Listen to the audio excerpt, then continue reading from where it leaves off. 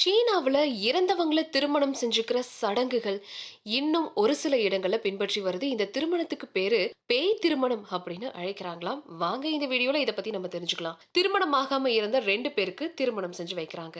ஆரம்பத்துல இந்த திருமணங்கள் இறந்தவர்களுக்கானது அப்படின்னு இருந்திருக்கு. ஆனா சமீபத்துல ஒரு சிலர் உயிருள்ள ஒரு நபர ஒரு சடலத்தோட திருமணம் செஞ்சு வைக்கிறாங்க.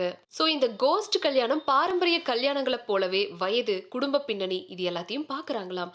நகை, மாளிகை உட்பட வரதட்சணைகளை அஞ்சலி செலுத்தும் காகித வடிவத்துல குறிப்பிட்டு கல்யாணம் பண்ணி வைக்கிறாங்க.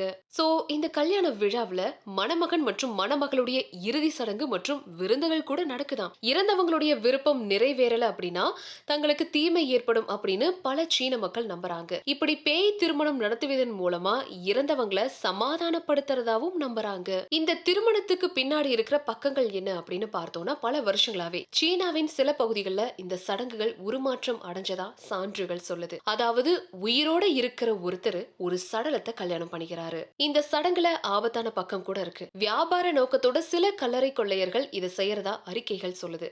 2015 வருஷத்துல ஒரு கிராமத்துல 14 பெண்களுடைய சடலங்கள் திருடப்பட்டதாகவும் சொல்லப்படுது.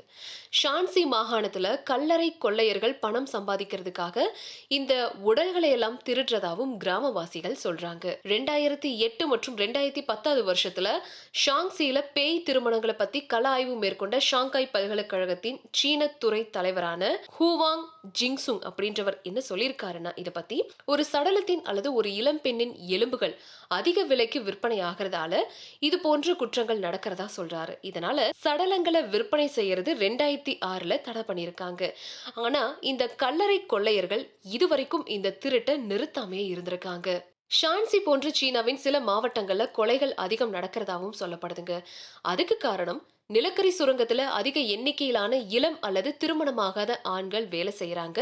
அதனால இங்க இறப்பு அதிகமாவே நடக்குது. குடும்பத்தை காப்பாத்த வேலை செஞ்சு இளம் வயசுலயே இறந்த ஒரு மகனுக்கு இறந்த மணப்பெண்ணை கண்டுபிடிக்க அவங்க முயற்சிக்கும் போது இது போன்ற வழிகளை சிக்கிக்கிறாங்களாம். துக்கத்துல இருக்கிற உறவினர்களுக்கு இது போன்ற பேய் திருமணங்கள் செஞ்சு வச்சா அவங்களுக்கு உணர்ச்சி பூர்வமான ஒரு இழப்பீடு கிடைக்கும் அப்படின்னு நம்புறாங்க.